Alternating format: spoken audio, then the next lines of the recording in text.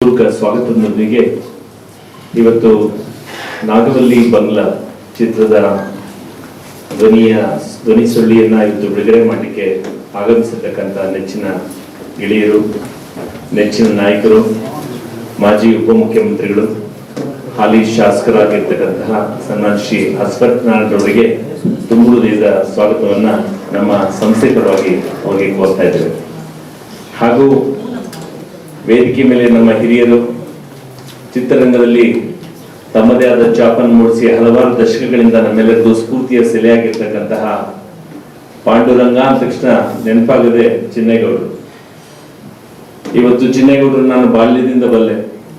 ಚಿನ್ನೇಗೌಡರು ತಪ್ಪದೆ ರಾಘವೇಂದ್ರ ಸ್ವಾಮಿ ಮಠಕ್ಕೆ ಬರ್ತಾ ಇದ್ದಾರೆ, ರಾಜೇಂದ್ರ ಪ್ರಕಾಶ್ ನಗರದಲ್ಲಿ. ನಾನು ಅವಾಗ ಕಾಲೇಜ್ PUC ಓದ್ತಾ ಇದ್ದೆ.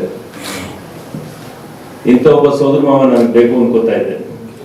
ಬಹುಶಃ ಇವತ್ತು ದೊಡ್ಡ ದೊಡ್ಡ ನಟರು ಅವ್ರ ಹಿಂದೆ ಕೈಗಳಲ್ಲಿ ನಾನು ಕಂಡಿರ್ತಕ್ಕಂಥದ್ದು ಚಿತ್ರರಂಗಕ್ಕೆ ಪ್ರತ್ಯಕ್ಷವಾಗಿ ಪರೋಕ್ಷವಾಗಿ ಅವರು ಕೊಟ್ಟಿರ್ತಕ್ಕಂಥ ಚಿನ್ನೇಗೌಡರು ನಮ್ಮ ಹಿತೈಷಿಗಳು, ನಮ್ಮ ಬಂಧುಗಳು, ನಮ್ಮ ಈ ಕಾರ್ಯಕ್ರಮಕ್ಕೆ ನಮ್ಮ ಆಮಂತ್ರಣಕ್ಕೆ ಬಂದಿದ್ದಾರೆ. ಅವ್ರಿಗೂ ಸಹ ಮತ್ತೊಮ್ಮೆ ನಾನು ಸ್ವಾಗತವನ್ನು ಬಯಸ್ತೇನೆ.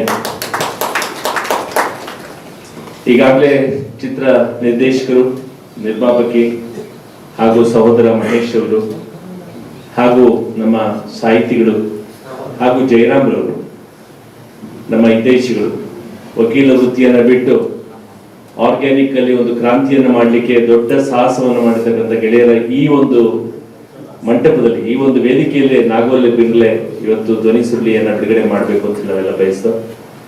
ಬಂದಿರ್ತಕ್ಕೆಲ್ಲ ಮಾಧ್ಯಮ ಮಿತ್ರರಿಗೆ ನಾನು ಹೇಳೋದಿಷ್ಟೇ, ನಾಗವಲ್ಲಿ ಬಂಗ್ಲೆ ಅಂತಕ್ಕಂಥದ್ದು ಬಹಳ ವಿಶೇಷವಾದಂತ ಒಂದು ಕಥಾವಸ್ತು. ಅದು ಸಹ ನಾನು ಒಂದು ಸಣ್ಣ ಪಾತ್ರವನ್ನ ಮಾಡಿದ್ದೇನೆ. ಆ ಪಾತ್ರ ಮತ್ತು ನಮ್ಮ ನಾಯಕಿ ಇದ್ದಾರೆ, ನಾಯಕ ಇದ್ದಾರೆ.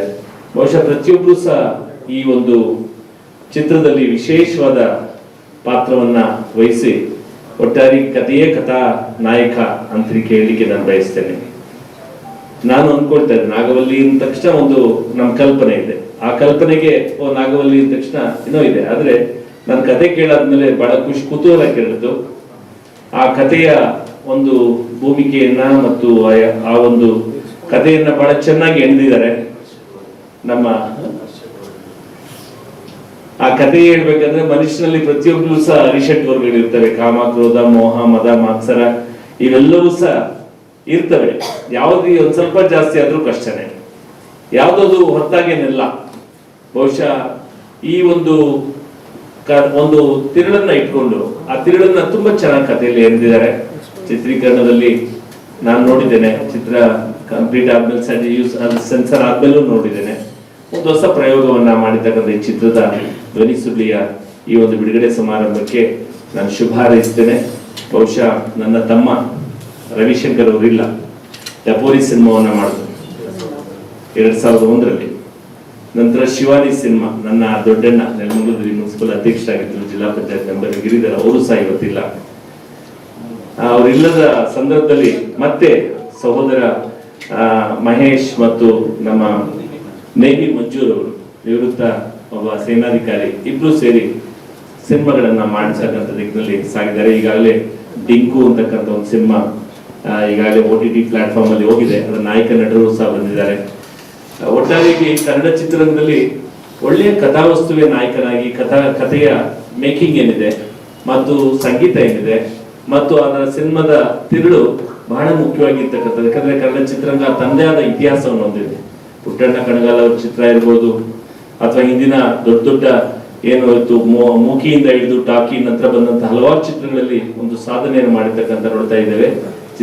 ಕನ್ನಡ ಚಿತ್ರರಂಗ ವಿಶೇಷವಾಗಿ ವಿಶ್ವದ ಚಿತ್ರರಂಗದ ಭೂಪಟದಲ್ಲಿ ವಿಶೇಷವಾದ ಒಂದು ಹೆಜ್ಜೆಯನ್ನು ಇಟ್ಟಿದೆ ಮತ್ತು ದಾಖಲೆಯನ್ನ ಮಾಡಿದೆ. ಆ ದಿಕ್ಕಿನಲ್ಲಿ ನಮ್ಮ ನಾಗವಲ್ಲಿ ಬಂಗ್ಲೆ ಒಂದು ಹೊಸ ಶಕೆಯನ್ನ, ಹೊಸ ಒಂದು ದಿಕ್ಕನ್ನ ಕೊಂಡೊಯ್ಲಿ. ಸಿನಿಮಾ ನಾನು ಹೇಳ್ತಾ ಇರ್ತೇನೆ, ಯಾಕಂದ್ರೆ ನಾನು ಚಿತ್ರರಂಗಕ್ಕೆ ಬಹಳ ಸಮೀಪವಾಗಿರೋದ್ರಿಂದ ಚಿತ್ರರಂಗದ ನನ್ನ ಮೊದಲನೇ ಚಿತ್ರ ದ್ವಾರಕೀಶ್ ಅವರು ರಾವಣ ರಾಜ್ಯ ಚಿತ್ರದಲ್ಲಿ ಪ್ರವೇಶ ಮಾಡಿದೆ, ನಾಗವರ್ಣ ಅವರ ನಿರ್ದೇಶನದಲ್ಲಿ. ಹಲವಾರು ಚಿತ್ರಗಳು, ಧಾರಾವಾಹಿಗಳು ಅಭಿನಯಿಸಿದ್ರು ಸಹ. ಬಹುಶಃ ಚಿತ್ರ ನಾವು ಕಲಾವಿದರು ಸಾವಿಲ್ಲ, ಅಂದ್ರೆ ಚಿತ್ರಕ್ಕೆ ಸಾವಿಲ್ಲ. ಚಿತ್ರ ಮತ್ತು ಕಲಾವಿದ ಯಾವತ್ತೂ ಸಾವಿಲ್ಲ ಅಂತ ಹೇಳ್ತೇವೆ. ಹಾಗೆ ಈ ಒಂದು ಚಿತ್ರ ಯಶಸ್ವಿಯಾಗಲಿ ಅಂತ ಶುಭ ಹಾರೈಸ್ತಾ, ಈ ಸಂದರ್ಭದಲ್ಲಿ ನಮ್ಮ ನಾಯಕ ನಟಿಯನ್ನು ಸಹ ಈ ಸಂದರ್ಭದಲ್ಲಿ ಬರಬೇಕು ಅಂತ ಹೇಳಿ ನಾನು ಅವ್ರಿಗೆ ವಿನಂತಿ ಮಾಡ್ತೇನೆ, ಅವರು ಸಹ ಬರಬೇಕು. ಮತ್ತು ಎಲ್ಲರನ್ನೂ ಕರೀಲಿಕ್ಕೆ ಕಷ್ಟ ಆಗ್ಬೋದು. ನಾಯಕಿ ಮತ್ತು ನಮ್ಮ ನಾಯಕ ಹಾಗೂ ಟಿಂಕು ಚಿತ್ರದ ನಾಯಕ ಅವರು 3 ಜನ ಬರಬೇಕು ಅಂತ ಹೇಳಿ ನಾನು ಸಂದರ್ಭದಲ್ಲಿ ವಿನಂತಿ ಮಾಡ್ತೇನೆ.